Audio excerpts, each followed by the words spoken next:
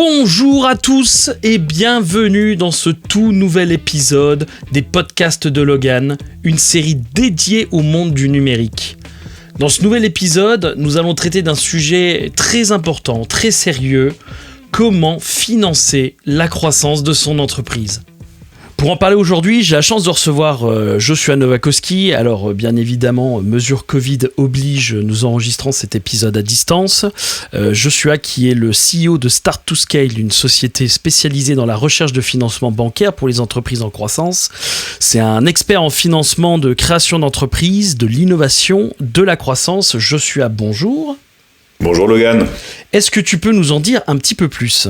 Écoute, évidemment. Dans tous les cas, merci de m'inviter dans cette seconde édition de ton podcast. Avec grand plaisir. Très content de pouvoir prendre un petit peu de temps pour échanger avec toi et partager justement sur le financement de l'innovation et le financement des entreprises. Donc en effet, j'ai cofondé Start to Scale avec un associé qui s'appelle Xavier Huget. On était tous les deux, avant de lancer cette entreprise, on était tous les deux des banquiers entreprises justement dans le groupe Crédit Agricole. Et c'est dès cette expérience-là qu'on s'est rendu compte qu'il y avait un manque, ou du moins qu'aujourd'hui, dans l'accompagnement des projets en croissance, il n'y avait pas réellement de conseils et d'accompagnement dans la recherche de financement. C'est qu'aujourd'hui, quand on est une entreprise, aller chercher du financement en création, ça reste quelque chose d'assez simple. Aller chercher du financement quand on a déjà atteint sa maturité, c'est quelque chose qui est plutôt normal. Mais entre les deux, c'est souvent assez compliqué de faire financer sa croissance. Et nous, l'objectif chez Start to Scale, ça va de permettre à des boîtes et des beaux projets qui vont grandir rapidement de réussir à utiliser la banque comme un levier pour accélérer et pour permettre de financer sa croissance. Je te remercie Joshua. Donc comme évoqué dans l'introduction, le but aujourd'hui est de sensibiliser les entrepreneurs, les jeunes entrepreneurs et les entreprises bien établies sur les différents financements qui sont possibles. Donc éventuellement si tu peux nous parler des caractéristiques de ces différents financements. Oui, alors pour le coup, je pense que ça va prendre un petit peu de temps parce qu'il y a quand même beaucoup de choses à dire. Et en complément, loin de moi la prétention de penser que je vais pouvoir apprendre quoi que ce soit à des entrepreneurs déjà bien établis. Pour autant, je pense que pour des gens qui sont en train de se poser des questions sur l'entrepreneuriat ou qui sont en train de lancer leur start-up, il y a quand même des sujets qui pourraient être intéressants. Et en particulier, évoquer les 3 leviers de financement liés à la croissance. Aujourd'hui, on peut définir ça en 3 familles qu'on va préciser petit à petit, mais il y a 3 familles spécifiques, le financement en dilutif, le financement en bancaire et des leviers complémentaires dans lesquels on va pouvoir introduire les financements publics. Donc c'est ça qui va justement permettre d'accompagner la croissance d'un projet et surtout de le faire dans de bonnes conditions. Parce que ces 3 types de financement au final sont des financements qui vont être complémentaires et l'objectif ça va être de permettre d'aller trouver la solution de panachage qui soit la plus efficace possible pour un projet de croissance. Et du coup, alors, donc, trois leviers principaux, si j'ai bien compris, dilutif, bancaire et d'autres leviers complémentaires. Est-ce que tu pourrais nous parler et nous expliquer le financement en dilutif ? Alors, financement dilutif, c'est vrai que même le terme peut paraître un peu barbare parce qu'on va plutôt parler de levée de fonds d'habitude, mais je pense que c'est important d'aller un petit peu plus loin parce qu'il y a différents types de levée de fonds et que ces différents outils de financement, justement, sont orientés sur du dilutif. Dilutif, qu'est-ce que ça veut dire ? C'est simplement qu'on va diluer une partie de son capital lors de ce financement. De quelle façon ? Alors, si on revient sur la levée de fonds classique, il va y avoir une création de nouvelles actions pour la société et ces actions justement vont être valorisées à un certain prix de cette transaction et donc ce qui va permettre à l'entreprise de récupérer de l'argent. Donc c'est en ça qu'il y a une dilution parce que si on doit réfléchir à un entrepreneur seul qui avait 100% de son capital qui crée 20% d'actions complémentaires contre une somme de 100 000 euros par exemple, on va se retrouver dans une situation où l'entrepreneur aura dilué de 20% son capital vu qu'avec l'entrée de ces nouveaux investisseurs, il n'aura plus que 80% de sa société. J'en profite pour mettre le schéma que tu m'as communiqué pour les personnes qui regardent le podcast.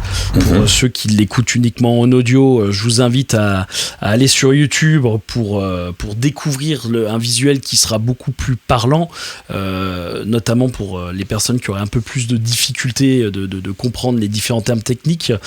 Donc tu parlais de levée de fonds classique. Alors, levée de fonds classique, en effet, donc on va être sur des systèmes qui vont être assez simples. L'objectif, justement, c'est de réfléchir aux différents autres outils et leviers de financement dilutif. Aujourd'hui, je pense qu'en complément de la levée de fonds, on va pouvoir voir deux outils complémentaires qui vont être très intéressants. Ça va être les obligations convertibles. Donc, l'obligation convertible va te permettre aussi de diluer ton capital, mais de le faire potentiellement plus tard. Je vais m'expliquer.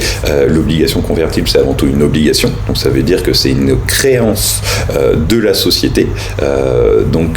Cette société emprunte de l'argent à des investisseurs, et ces investisseurs choisissent dans ce contrat de mettre une clause qui va permettre, si la société le souhaite ou ne peut pas rembourser cette créance à date fixée, de transformer cette créance en capital.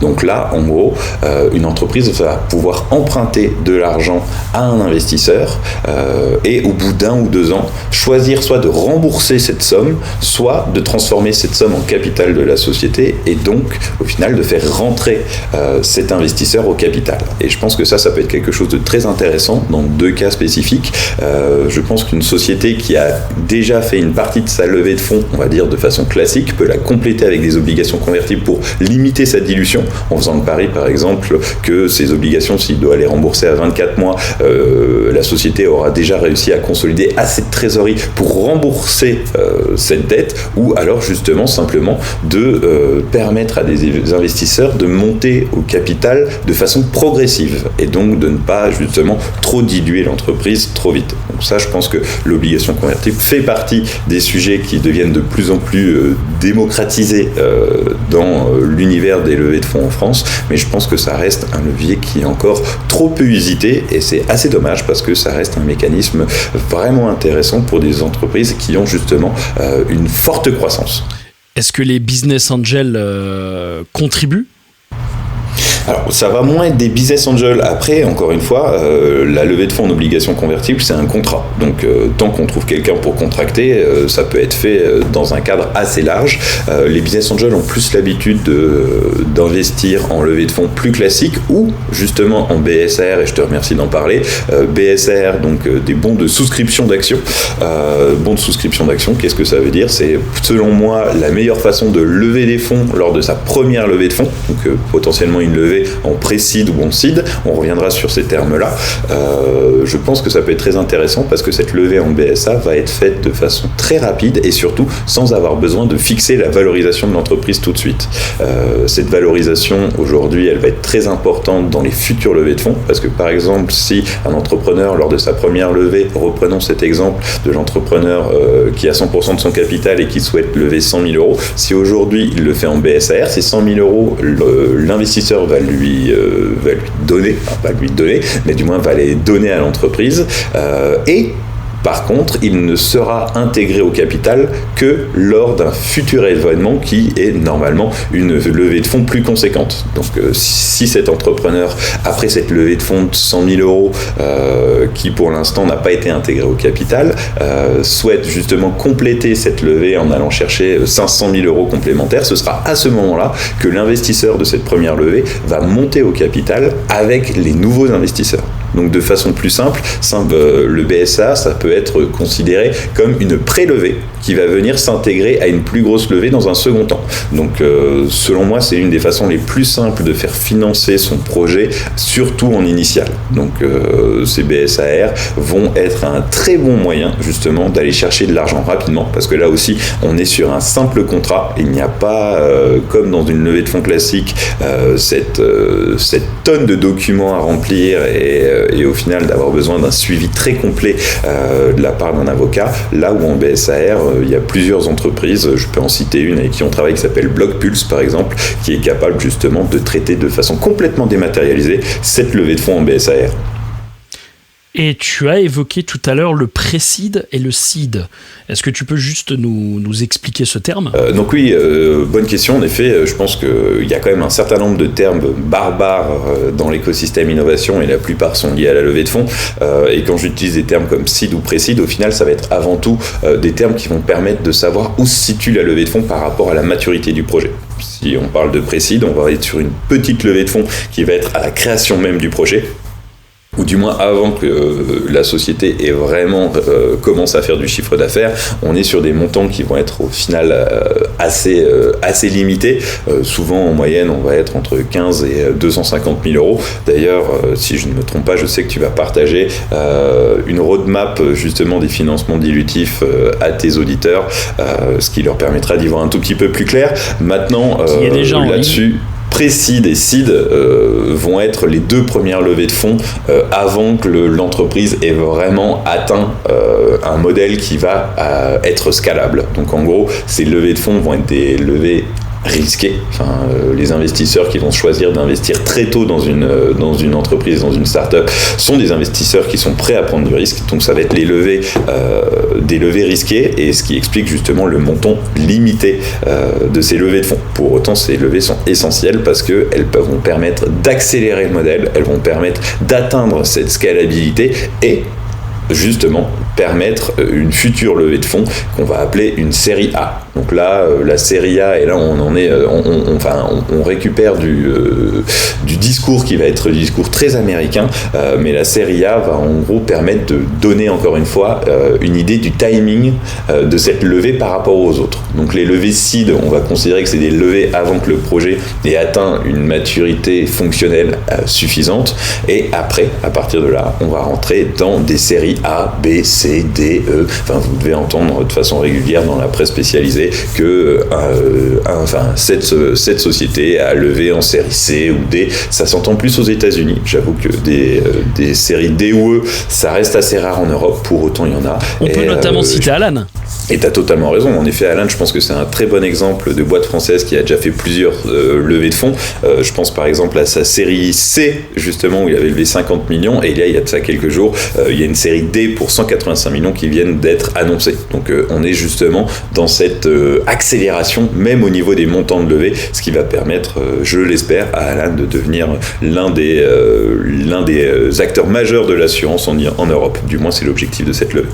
Voilà, donc ça faisait partie justement des choses qui étaient intéressantes sur le financement non dilutif. Je pense que là, on peut aller un peu plus loin sur les financements non dilutifs et plutôt orientés financement bancaire, parce que je pense qu'aujourd'hui, les deux peuvent être intimement liés lorsqu'on sait justement les faire cohabiter. Alors, je pense qu'on y reviendra après, mais c'est vrai que quand on regarde le graphique que tu m'as donné, il y a des chiffres qui font tourner la tête. On pourra peut-être après évoquer quelles sont les caractéristiques ou les critères qui permettent de lever ces certaines sommes. Je pense qu'il doit y avoir une règle, mais on y reviendra après les financements. Comme tu veux. Après, on peut le faire aujourd'hui, on peut le faire tout de suite. Après, dans tous les cas, l'intérêt, il va pas être tant de comprendre ces caractéristiques-là, parce que je pense que c'est avant tout, d'un certain côté, t'as pas forcément besoin de les connaître tant que tu es pas dedans. Pour autant, je pense que là, l'intérêt, je pense plutôt par rapport aux auditeurs de ton podcast, ça va être de se concentrer sur les aspects seed et pré-seed, aller chercher justement ces premiers montants pour permettre d'avancer, de consolider, et seulement après d'aller chercher des séries A, B ou C. Pour autant, lorsqu'on va rentrer justement dans cette dynamique de recherche de fonds qui dépasse le 1 million d'euros, on est souvent bien accompagné, et d'un certain côté, j'ai envie de dire, c'est un peu plus simple parce que on n'est plus seul face à cette stratégie de financement. Ok, très bien. Alors du coup, concernant le financement bancaire, quelles sont ses caractéristiques, quels sont ses avantages et ses inconvénients ? Alors, avantages et inconvénients, je pense que ça sera compliqué de réfléchir du financement en termes d'avantages et d'inconvénients. Mais mais tu as complètement raison malgré tout de poser cette question de cette façon-là, parce qu'aujourd'hui, je pense que le financement bancaire va être potentiellement un peu le parent pauvre du financement de l'innovation et du développement, parce que on en garde encore aujourd'hui une vision qui est potentiellement un petit peu négative. Pourquoi ? Parce qu'aujourd'hui, les banques, on a la sensation que si on emprunte auprès d'une banque, si l'entreprise venait à mettre la clé sous la porte, que la banque rentrerait dans une politique de recouvrement très violente, et qui ne viendrait qu'ajouter du drame à du drame. Et au final, on se rend compte aujourd'hui, et surtout de par mon expérience d'ancien banquier, que les financements bancaires ont quand même bien évolué sous l'impulsion de la Banque publique d'investissement. On y reviendra, mais je pense que c'est important de la citer dès à présent, parce que justement aujourd'hui le financement bancaire qu'on va pouvoir aller chercher même dans une agence de proximité va être dans la plupart des cas contre-garanti par un organisme externe. Donc je parlais de la BPI qui va être capable de venir contre-garantir un financement à hauteur, dans une hauteur comprise entre 40 et 70%. Et justement, cette garantie va permettre à la banque d'avoir moins ce besoin de contrepartie au niveau du financement.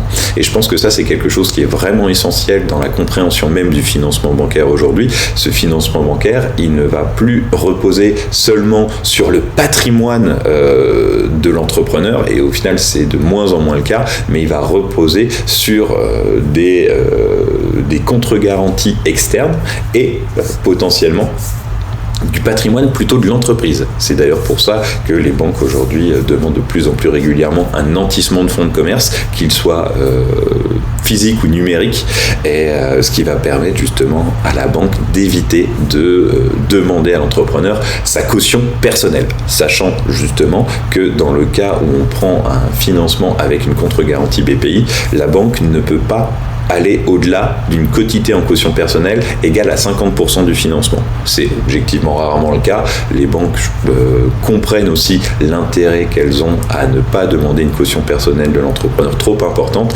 et justement s'engagent dans un chemin que je trouve très intéressant, celui du financement réel de l'innovation en bancaire. On va se retrouver aujourd'hui avec plusieurs établissements bancaires qui ont cette capacité justement à accompagner en financement des projets très innovants, des projets qui ne sont pas encore rentables, des projets qui n'ont pas prévu d'avoir une rentabilité à moins de 18 ou 24 mois et pour autant qui ont une pertinence à être accompagnés par du financement non dilutif et du financement bancaire.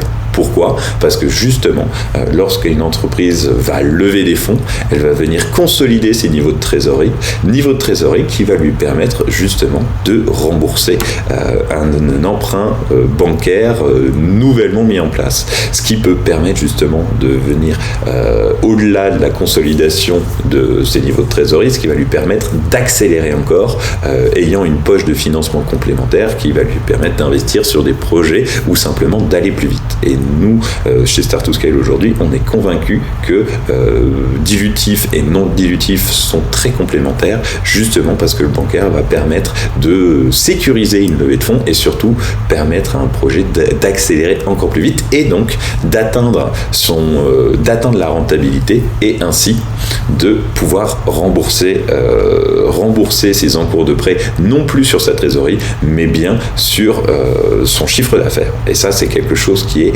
essentiel. Et donc on a vu le dilutif, on a vu le bancaire, mais tu disais qu'il y avait un troisième levier qui vient s'ajouter à ces deux moyens d'obtenir du financement. Est-ce que tu peux nous en dire plus ? Oui, alors c'est même plus qu'un troisième levier, ce sont des leviers complémentaires dans lesquels justement on va pouvoir aller chercher plusieurs outils pour venir financer son développement. Je pense déjà, et en premier lieu, et je pense que tous les entrepreneurs aujourd'hui qui sont de près ou de loin dans l'innovation les connaissent, mais ça va être les financements publics. Je viens d'évoquer la BPI et ça va être le moment justement d'aller un petit peu plus loin. La Banque publique d'investissement aujourd'hui a cette capacité à mettre en place des subventions, des avances remboursables ou des prêts à l'innovation et plein d'autres façons aussi de financer, mais je pense qu'on peut se concentrer sur ces trois outils déjà dans un premier temps, parce que justement aujourd'hui la BPI a cette capacité et a cette volonté à soutenir la création d'entreprises, à soutenir l'innovation et à soutenir justement des projets qui décident et qui souhaitent avancer rapidement. Tu parlais d'Alan, on parlait d'Alan tout à l'heure, il y en a beaucoup d'autres. Aujourd'hui, je pense que sur des projets start-up, il y en a plus de la moitié qui sont accompagnés d'une façon ou d'une autre par la BPI. Pourquoi ? Parce que la BPI aujourd'hui, elle a cette capacité à comprendre l'innovation, elle a cette capacité à prendre du risque aussi et justement à pouvoir mettre en place très tôt dans la vie d'une entreprise des sommes d'argent non négligeables. Je pense en premier lieu à la bourse French Tech que chaque entrepreneur qui rentre dans un incubateur souhaite réussir à avoir, mais cette bourse French Tech qui est de 30 000 € permet déjà d'avancer, d'investir, de créer de la technologie, et donc ce qui va aussi permettre bientôt à ce projet d'aller lever des fonds. Ce qu'il faut voir avec la BPI, surtout par rapport à son mécanisme de bourse French Tech, c'est que c'est un mécanisme initial, c'est un mécanisme qui va permettre justement d'initier une dynamique, d'initier des développements, d'initier de la croissance. Et en initiant cette croissance, en permettant justement au projet de commencer à avoir quelques utilisateurs, des clients, un peu de chiffre d'affaires, ça va permettre justement à l'entrepreneur d'aller lever des fonds. Donc ce qu'il faut voir justement dans ces différents leviers, c'est qu'ils sont tous complémentaires. Et aujourd'hui, ça reste un mécanisme, ou du moins un rythme, et une stratégie de financement plutôt, qui est assez classique. Ça va être de commencer par de la BPI, d'aller justement après compléter en faisant un petit prêt bancaire à la création, avec cette somme permettre d'aller jusqu'à une levée en seed, et grâce à cette levée en seed, revenir vers la BPI et vers les banques pour aller chercher des financements complémentaires. Donc aujourd'hui, une entreprise ne va pas avoir besoin forcément de beaucoup de capital, donc de beaucoup d'apport initial pour réussir à avancer. Ce qu'il va lui falloir, c'est déjà et avant tout respecter les timings de financement, et donc avoir une stratégie de financement claire. Et c'est vrai que ça, chez Start2Scale, c'est quelque chose auquel on tient de plus en plus, parce qu'on se rend compte que c'est vraiment le cœur même de la machine et le cœur même de la stratégie d'une entreprise. Ça va être d'avoir cette capacité d'avoir une vision très claire sur sa stratégie de financement, et donc de comprendre quand utiliser quel outil et comment ces outils interagissent. Donc là, tu parlais de financement public, il y en a d'autres aussi ? Ouais. Alors, au-delà des financements publics, moi je pense qu'il y a vraiment un sujet complémentaire qui va être vachement intéressant, c'est les prêts d'honneur. Souvent, justement, lorsqu'on va réfléchir à du financement BPI, plus particulièrement la bourse French Tech, il faut justement savoir que pour prétendre à une bourse French Tech, il va falloir quand même apporter un certain montant dans l'entreprise, qui est souvent de 15 000 euros. Ces 15 000 euros, ils sont parfois difficiles à aller chercher au départ, et c'est là où le prêt d'honneur peut être très intéressant, parce que le prêt d'honneur, ça va être un prêt mis en place par un organisme, on va dire, semi-public ou quasiment public dans certains cas, qui va permettre à l'entrepreneur d'avoir un prêt personnel qu'il va devoir réinjecter dans son entreprise. Ces prêts d'honneur, ils vont sur des sommes qui sont de 5 000 euros à plus de 100 000 euros pour certains accélérateurs. Et justement, ce prêt d'honneur va permettre de faire monter le niveau de fonds propres de l'entreprise, et donc permettre à l'entreprise d'aller solliciter potentiellement la BPI ou des investisseurs en financement complémentaire. Donc l'objectif justement du prêt d'honneur, il va être là au tout début, pour permettre à l'entrepreneur d'avoir déjà un capital, d'avoir déjà de l'argent pour initier les premières demandes, pour initier son projet. Et je pense que tout l'intérêt va être là, c'est de trouver des leviers pour justement lancer le projet. En complément, et je pense que c'est quelque chose que les gens connaissent de plus en plus, il y a tous les aspects du crowdfunding, même si moi aujourd'hui je préfère appeler ça du don contre don, surtout en initial. Ça va permettre justement à l'entreprise de mobiliser ses futurs clients, de justement lier un aspect financier à un aspect marketing, parce qu'aujourd'hui le crowdfunding sous tous ses aspects va avant tout avoir une mission, ou du moins va avoir une volonté liée justement à la visibilité. Je pense vraiment que réussir à financer intégralement un projet en crowdfunding est très très rare. L'intérêt du crowdfunding pour 95% des projets va être plutôt de créer de la visibilité et de créer de l'engagement auprès de sa communauté. Et c'est ça le plus important. Et se faire un petit capital de départ aussi. Parce que le peu que j'ai vu commencer en crowdfunding était sur des petites sommes, notamment. T'es sur des petites sommes, enfin évidemment. Là aujourd'hui, crowdfunding, à part dans certains cas sur Kickstarter, les montants dépassent rarement les 20 ou 30 000 euros. Mais ce qui est déjà bien, encore une fois, tout l'intérêt il est là, c'est d'aller chercher un peu d'argent pour lancer le projet. Et il faut avoir conscience de ça.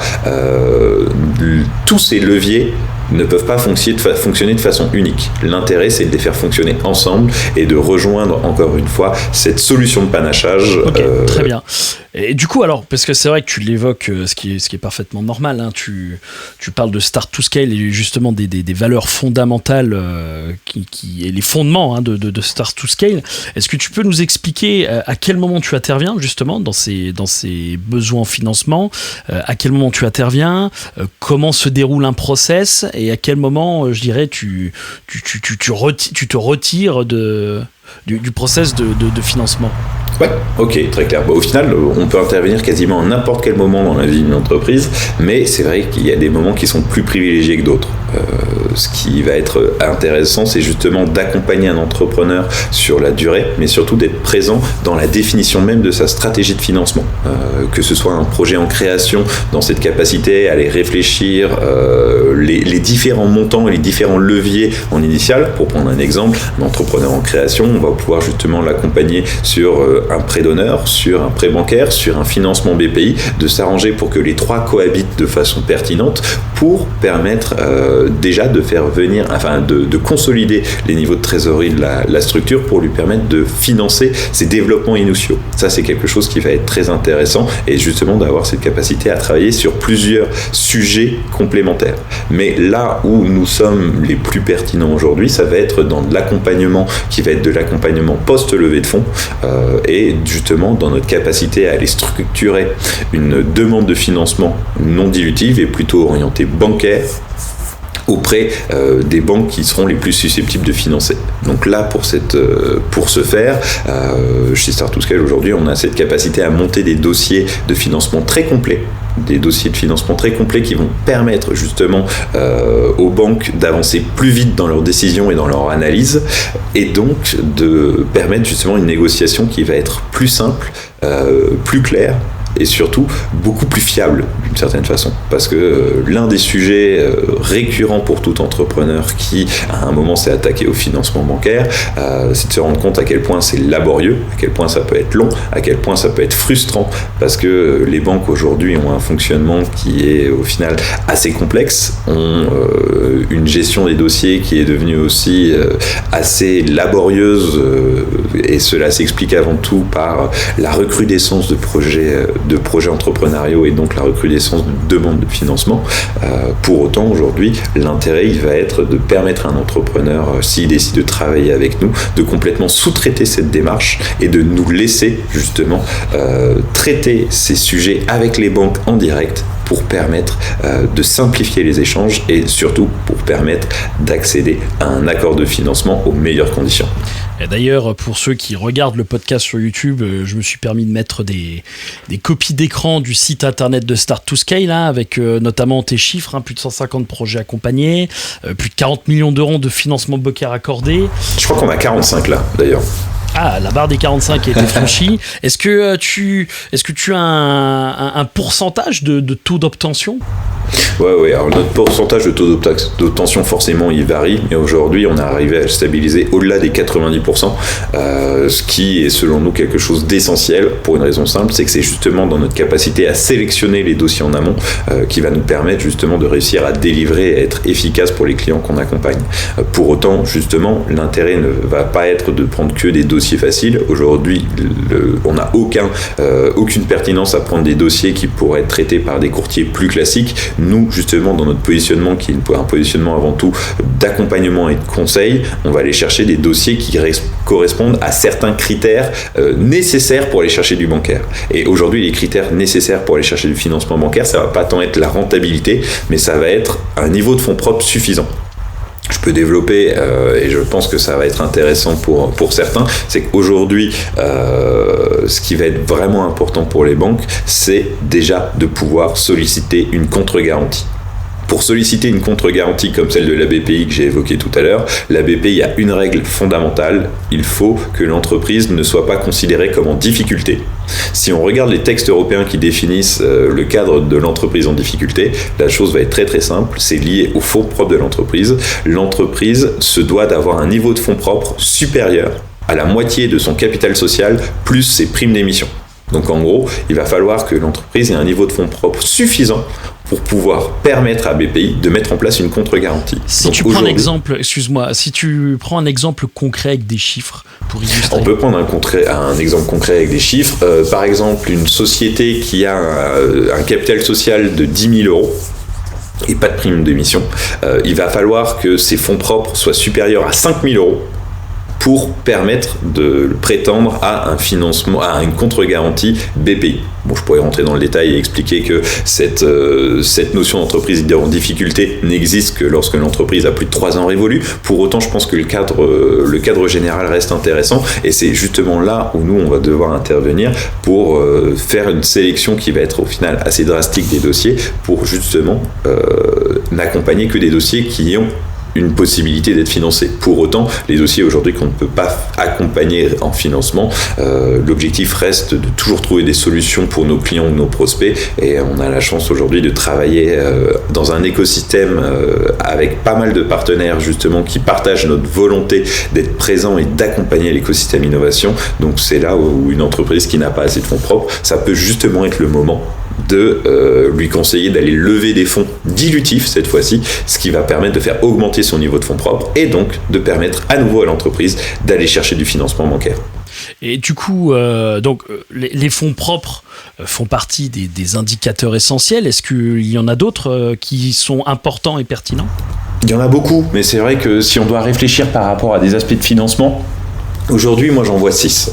J'en vois 6 qui vont être essentiels et que chaque entrepreneur se doit de connaître et de comprendre parce que chaque entrepreneur qui aujourd'hui rentre dans une dynamique de financement va devoir être capable d'en parler à des financiers.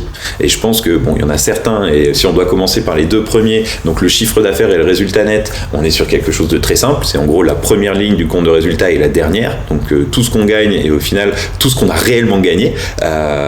Et je pense que ça, sur ces 2 points, les entrepreneurs sont très à l'aise là-dessus. Pour autant, on va se rendre compte que le chiffre d'affaires et le résultat net vont être liés aux 4 autres et c'est ça qui va être important. Pourquoi ? Parce que par exemple, si on prend l'exemple du résultat net, si une entreprise qui fait 100 000 euros de chiffre d'affaires dégage un résultat net de 30 000 euros, ces 30 000 euros vont être réintégrés aux fonds propres de l'entreprise. Donc ça veut dire que les fonds propres de l'entreprise vont augmenter de 30 000 euros. Donc potentiellement, justement, en augmentant ce niveau de fonds propres, ça va permettre à la société d'aller chercher du financement bancaire parce que elle respectera les ratios mis en place par les textes européens. En complément, et ça c'est quelque chose de vraiment important lorsqu'on va aller chercher du financement en banque, c'est le point mort ou break-even.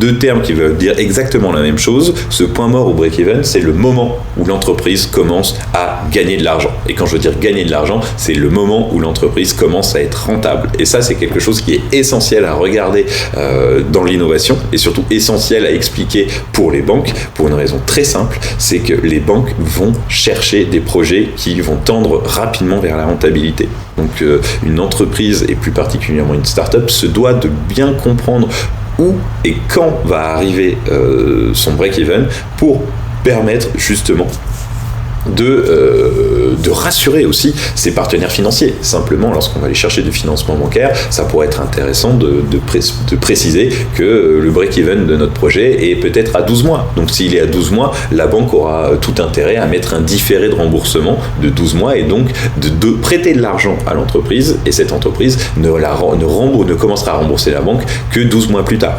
Ça va faire partie des choses qui sont intéressantes et qui sont importantes. Et évidemment, le break-even est lié au chiffre d'affaires parce que ça va être avec l'augmentation du chiffre d'affaires qu'on va atteindre la rentabilité. Donc tout va être interconnecté et je pense que les sujets encore plus... les 2 autres rations qui vont être importants, ça va être justement l'excédent brut d'exploitation, qu'on peut aussi appeler EBITDA ou CAF, capacité d'autofinancement. Ça va être 3 termes qui veulent dire à peu près la même chose. Il y a des différences, mais qui sont au final assez mineures. Mais cet excédent brut d'exploitation, pour la banque et dans l'analyse financière classique, ça va être la capacité d'une entreprise à rembourser ou du moins à investir sur un an. Donc si on doit reprendre cet exemple de cette boîte qui fait 100 000 euros de chiffre d'affaires et 30 000 euros de résultat net, on peut considérer qu'elle a fait 50 000 euros de BE. Donc dans une analyse bancaire assez classique, 50 000 euros de BE, ça veut dire que l'entreprise a capacité de rembourser en un an 50 000 euros de prêt. 50 000 euros d'annuité de prêt, par exemple. Ou alors d'investir 50 000 euros dans des machines ou autres. Ces 50 000 euros, ils vont être vachement intéressants parce qu'en banque, on utilise depuis toujours un ratio qui est au final assez simple. C'est normalement, on peut prêter à une entreprise jusqu'à environ 3 fois son EBE. Donc là, il y a plein de boîtes aujourd'hui qui ne sont pas rentables et qui vont se dire mais moi j'ai pas de BE, comment ça va être calculé ? Ça sera calculé selon d'autres ratios, mais pour une entreprise qui est rentable, cet EBE il va permettre de définir quel est le montant d'investissement cohérent par rapport à la taille du projet. Et pourquoi ? De façon très simple, reprenons cette entreprise qui fait 50 000 euros de BE. Si on considère ce que je vous viens de dire, ça veut dire qu'une banque va pouvoir leur prêter 150 000 euros. Pourquoi 150 000 euros ? Parce que 150 000 euros, normalement, quand une banque prête à une entreprise, on va lui prêter sur une durée assez longue, une durée comprise entre 3 et 5 ans pour de la trésorerie, et ça peut aller plus loin pour des machines, ou alors pour des fonds de commerce ou pour d'autres choses. Mais là, si on part sur un financement sur 5 ans, 150 000 euros sur 5 ans, ça fait une annuité de prêt d'environ 30 000 euros par an. Donc là, avec ces 50 000 euros de BE, l'entreprise a largement la capacité à rembourser la banque de ses encours de financement. Et c'est vraiment comme ça que les banques vont calculer leurs besoins, vont calculer leur capacité d'investissement. Et c'est aussi comme ça que l'entrepreneur doit aussi réfléchir sa demande. Parce que si un entrepreneur dans une boîte rentable va voir la banque et va demander un multiple aberrant de BE en montant de financement bancaire, la banque va se retrouver dans une situation où elle va avoir beaucoup plus de mal à accepter ce crédit. Donc il va falloir réussir à bien structurer sa démarche, bien structurer sa demande pour permettre de bien faire financer son projet. Et enfin, et là je pense que c'est le ratio le plus complexe, ou du moins le moins clair, ça va être le BFR, soit besoin en fonds de roulement. Ce BFR, si on doit le représenter de la façon la plus simple possible, ça va être le différentiel en temps ou en argent entre le moment où on paye ses fournisseurs et le moment où nos clients nous payent. Ça sera le cas par exemple dans toutes les boîtes retail où on va acheter soit de la matière première qu'on va transformer, ou on va acheter déjà des produits qu'on va les revendre. Donc il va falloir payer son fournisseur, et normalement nos clients nous paieront que dans un second temps. Et ce BFR, il est là pour valoriser justement le différentiel de trésorerie entre le moment où l'argent sort et le moment où l'argent rentre. Et ça, c'est vraiment une notion essentielle, parce que pour tous les projets qui sont dans ce timing et cette différence entre le moment où on paye son fournisseur et le moment où le client va nous payer, se doit de surveiller de façon très précise le BFR. Pourquoi ? Parce qu'aujourd'hui, une entreprise, le nerf de la guerre d'une entreprise, ça reste la trésorerie. Si l'entreprise se retrouve dans une situation où elle a des problèmes de cash, et que ce sont des problèmes de cash récurrents, ou potentiellement des problèmes de cash, un problème de cash unique mais qui dure sur plusieurs mois, ça peut mener à la fin de ce projet, mener à la liquidation de l'entreprise. Et c'est là où le BFR rentre en jeu. Ce BFR, si on ne l'a pas bien valorisé, si on ne l'a pas bien calculé, ça peut, dans certains cas, pousser l'entrepreneur à prendre des mauvaises décisions de gestion. Pourquoi ? Parce qu'il n'aura pas anticipé qu'il allait avoir des creux de trésorerie, il n'avait pas anticipé qu'il allait dans une situation complexe, et dans ces cas-là, c'est souvent assez compliqué d'aller solliciter la banque pour lui demander de l'aider. En gros, la banque, le meilleur moment pour lui demander quelque chose, c'est quand on n'a pas besoin d'elle. Pour autant, c'est quand on sait ça, ça permet aussi de jouer de cette dynamique, et surtout de faire ce qu'il faut pour trouver les meilleures solutions pour son projet. Et dans le cas justement d'une entreprise qui va avoir de plus en plus de commandes, de plus en plus de clients, il y a de grandes chances que son BFR augmente aussi, parce qu'il va devoir justement commander encore plus à ses fournisseurs, et c'est là où il va falloir mettre en place des stratégies pour permettre de limiter ce BFR. Il y en a plusieurs, soit partir justement sur de l'affacturage, donc permettre justement lorsqu'on émet une facture client de la faire payer par la banque. Ça pourrait nécessiter un podcast complet d'expliquer ce qu'est réellement l'affacturage, mais en gros ça va permettre justement de limiter les délais de paiement client, et ça c'est quelque chose de vraiment important. En complément, s'il y a un BFR récurrent, ça peut être justement le moment de mettre en place un découvert. Et ça, c'est quelque chose qui est vraiment important. Aujourd'hui, les entrepreneurs ont une vision du découvert qui est parfois un peu trop influencée par le découvert qu'on peut avoir sur un compte personnel. Le découvert pour une entreprise, et ça reste que mon avis, moi je considère qu'une entreprise doit avoir du découvert seulement si elle a du BFR, si elle a un besoin en fonds de roulement. Si l'entreprise n'a pas de besoin en fonds de roulement, elle n'aura normalement pas besoin de mettre en place du découvert. Donc faites attention à ça. Pour le coup, ça reste un outil qui va être très intéressant, mais qui se doit d'être bien calibré pour réellement permettre à l'entreprise d'avancer dans de bonnes conditions. Voilà un conseil qui est fort apprécié. Et justement, pour terminer avec ça, on va terminer par une catégorie conseil, si je puis dire. Lorsqu'on se retrouve face à des financiers, qu'est-ce qu'il faut leur dire rapidement, en 1 ou 2 minutes? Quelles sont les choses à leur dire et les choses à éviter, surtout comment leur dire, et surtout quelles sont les erreurs à éviter? Des envies de financement, Logan, c'est ça? Tu veux quelques petits tips? Écoute, faut que je fasse financer mon nouveau matériel de podcast. Ah bon, écoute, alors ça pour le coup, je suis pas sûr que ce soit le truc que les banquiers comprendront le plus, mais pour autant justement, c'est ça qui va être important, c'est d'avoir cette capacité à expliquer simplement son projet. Je pense que dans un premier temps, et ça reste quelque chose d'essentiel, ça va être d'éviter le jargon start-up ou tech et d'aller vraiment, d'expliquer de la façon la plus simple possible ce qu'on a envie de faire et pourquoi on a besoin d'avoir un financement. Donc c'est là où dans la façon de leur parler, il va falloir justement avoir un projet d'investissement identifié. Aller voir la banque en disant j'ai besoin de 50 000 euros et juste 50 000 euros, ça va pas justement être vraiment productif parce que les banquiers ont un peu de mal à financer sans comprendre ce qu'ils financent. Donc là, au-delà de l'aspect financer des machines ou financer du matériel, on va pouvoir faire financer de l'immatériel, donc financer plutôt de la prestation de service, mais il va falloir réussir à bien l'identifier grâce à un devis, grâce à une facture ou simplement en l'expliquant, mais ça va être quelque chose d'essentiel. Donc 50 000 euros, oui, très bien, mais il va falloir dire ça va être 15 000 euros de marketing, potentiellement 25 000 euros de freelance pour du développement informatique et 10 000 euros liés à de la communication. Donc il va falloir aller plus loin et ça va être quelque chose d'essentiel. Et donc justement, une fois qu'on a expliqué son projet d'investissement, il va falloir expliquer quelle est la pertinence de la banque à prêter de l'argent, et pour ça, il va falloir un élément essentiel, c'est le business plan.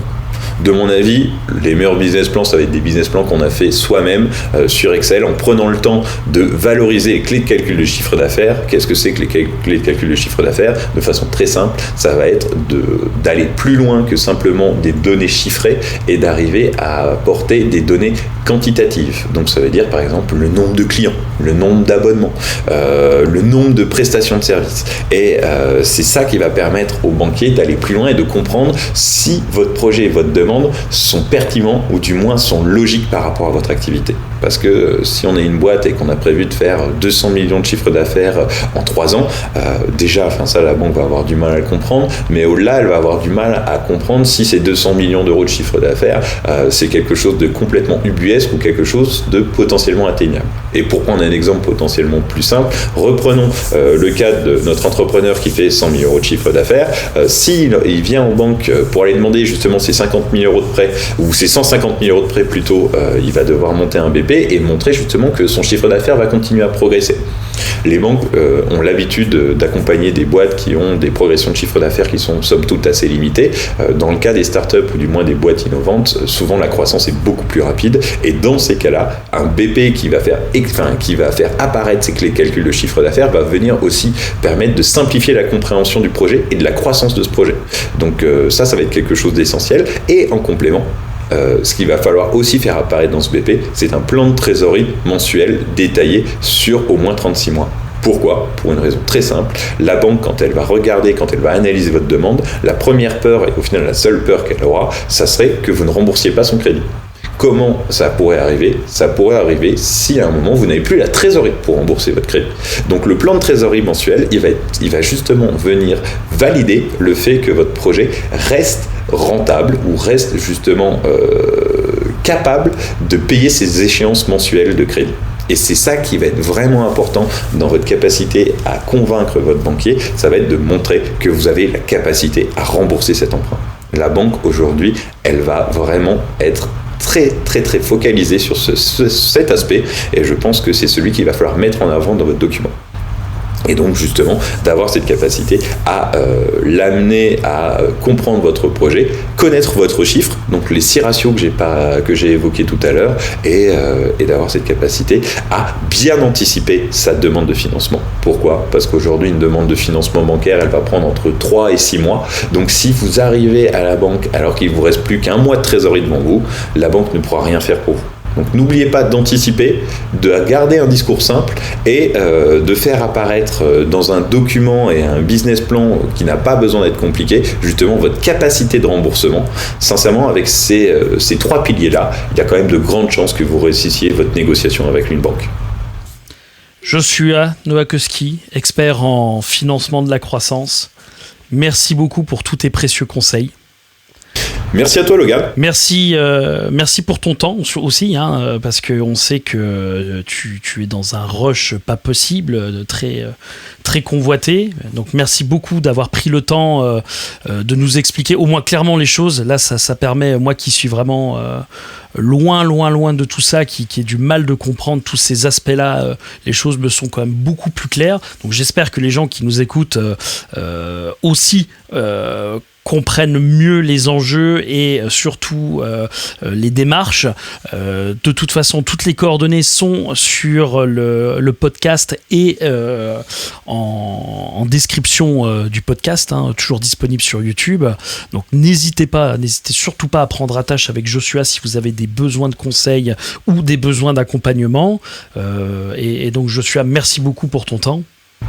Merci à toi, Logan. Enfin, c'était un exercice nouveau pour moi, mais j'avoue avoir apprécié passer cette heure avec toi, et j'espère justement que ces quelques conseils pourront aider certains dans leur projet d'entreprise. Je pense que c'est clairement le moment de monter sa boîte.